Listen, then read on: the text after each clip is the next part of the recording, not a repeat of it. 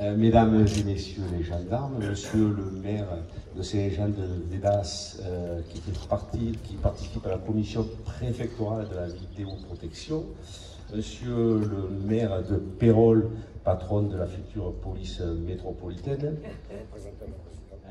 qui représente le président de la fosse, monsieur Vivancos, qui est conseiller régional et qui est le président du PREAE Via Domitia. Et c'est pas anodin, en plus de plaisir de le recevoir qu'il soit là. Mesdames et messieurs les élus, mesdames et messieurs les personnes qui se sont succédées en qualité d'élus à la tête de ce poste de police et de la politique de sécurité et de protection de Van Dargue, mesdames et messieurs les présidents d'associations, mesdames et messieurs les militaires, mesdames et messieurs, bien évidemment, nos policiers municipaux, notre secrétaire et nos ASVP, mesdames et messieurs, chers amis, écoutez, c'est un très grand moment pour Van Dargue, puisque c'est la deuxième fois en quelques décennies qu'un ministre vient inaugurer une action au cœur de ce poste de police. Voilà. Le premier, c'était M. Godefrein, quand on l'a inauguré, quand Pierre Dudiozer, notre maire honoraire, que j'excuse, l'a inauguré en 1996.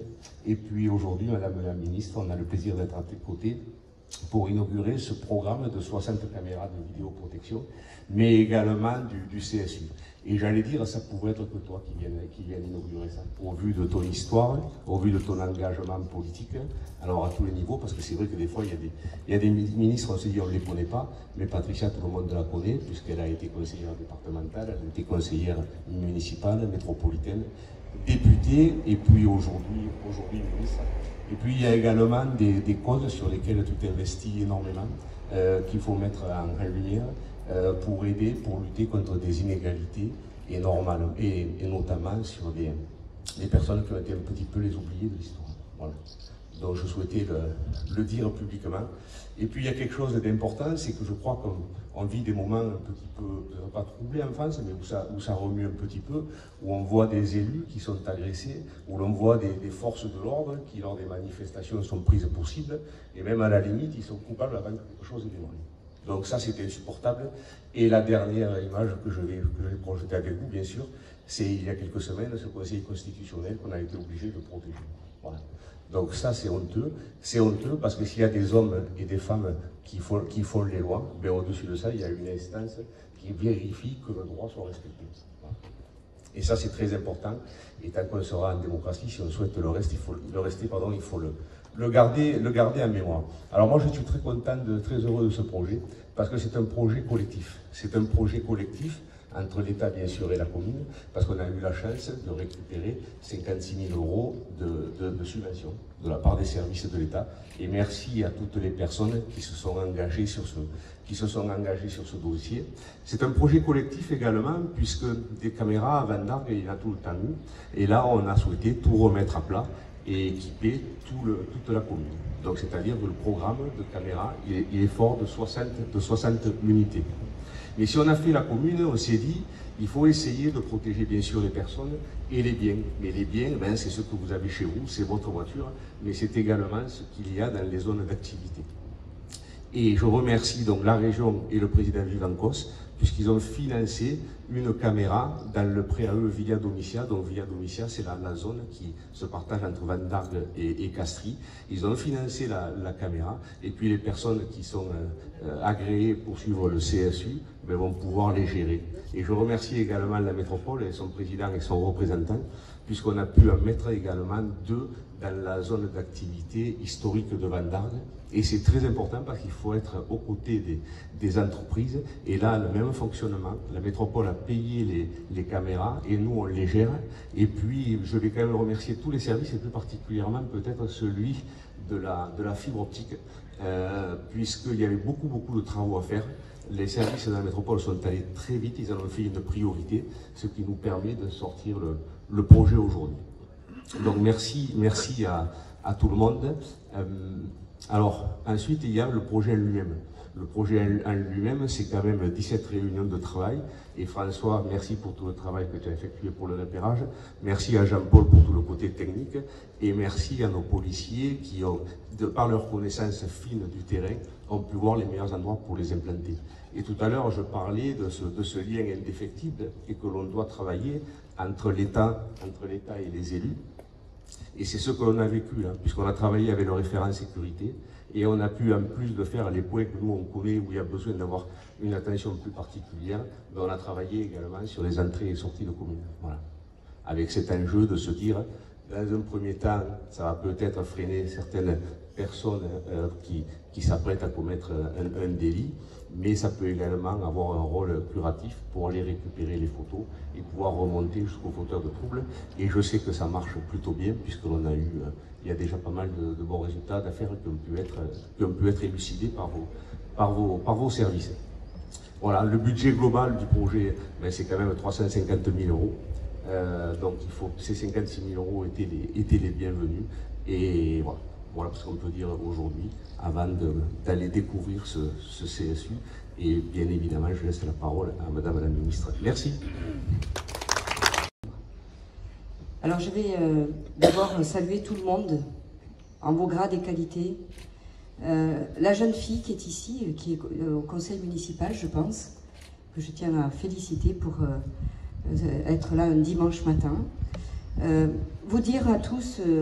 D'abord, je suis très fière d'être entourée des maires de ma circonscription, Saint-Jean-de-Védas, Pérol, de mon ami député Laurence Cristol, qui fait un travail formidable à l'Assemblée, et je voulais le dire devant vous, parce que, comme l'a dit Monsieur le maire, on est dans des temps un peu compliqués. Et donc, on a un rôle essentiel, et ce rôle, c'est pas de venir ici faire un discours de politique. En revanche, ce qu'on doit dire, c'est que quand on s'engage en politique, comme le personnel des forces de l'ordre, que ce soit les ASVP, que ce soit les policiers municipaux, nationaux, la gendarmerie, les pompiers, et aujourd'hui, j'aurais une pensée reconnaissante, puisque c'est la journée nationale des sapeurs-pompiers, dire que nous aussi on s'engage, et que nous aussi on vit des moments difficiles. Mais c'est pas ça le plus important. Le plus important, c'est de dire qu'on ne lâche jamais rien et qu'il ne faut avoir peur de rien. J'ai été menacée 60 fois de mort. Je suis toujours debout et je resterai debout parce que si on ne fait pas ça, demain, finalement, on laissera la France dans une situation dramatique. Et donc, quand on s'engage pour tout. Donc, quand on déboulonne aujourd'hui une statue, sans savoir qui est finalement cette personne, qui est ce personnage qui est dans nos villages, quels sont ces monuments, pourquoi? Eh bien, le rôle qui est le mien aussi, c'est d'aller dans les écoles et d'expliquer à la jeunesse l'histoire de la France. Et ne pas regarder si c'était un communiste, si c'était un républicain. Simplement, qu'est-ce qu'il a fait pour son pays? Quel est son engagement? Il était résistant, il nous a permis d'être là aujourd'hui. Et donc on doit saluer toutes les personnes qui se sont engagées. Évidemment, j'ai une pensée pour nos militaires, mais il ne faut jamais rien lâcher. Le danger aujourd'hui, il vient surtout des réseaux sociaux. Parce que sur les réseaux sociaux, tout est dit. Mais c'est vraiment, rien n'est dit. Donc je veux vraiment remercier les forces de l'ordre. Parce qu'aujourd'hui, quand vous êtes salis, parce qu'on montre un tout petit bout d'une vidéo, mais on ne montre pas tout ce que vous avez vécu avant, ou ce que vous allez vivre après. Et comme a dit Monsieur le maire, ou d'être jugé parce que quelqu'un vous a agressé, parce que quelqu'un vous a lancé des bombes à merde sur le visage, eh bien croyez-moi, je serai toujours à côté de vous, parce que c'est insupportable, et que ce n'est pas représenter la France. Il faut qu'on soit fiers de nous. On a un magnifique pays. Moi, je me déplace beaucoup dans les communes françaises, dans des petites communes. Je vois des choses extraordinaires. Je rencontre des anciens qui ont fait des choses inimaginables. Et donc, c'est ça ce qu'on doit mettre en valeur. Donc, aujourd'hui, on a aussi des enseignants qui sont à nos côtés, engagés, vraiment engagés et qui apprennent à ces enfants l'histoire de France et faire en sorte que demain, ils seront enracinés dans leur pays et qu'ils apprendront à aimer leur pays. Voilà ce que je suis venue vous dire, monsieur le maire. Et on a besoin d'aider aujourd'hui par ces caméras innovantes. Vous permettez aussi d'anticiper sur la sécurité de votre village.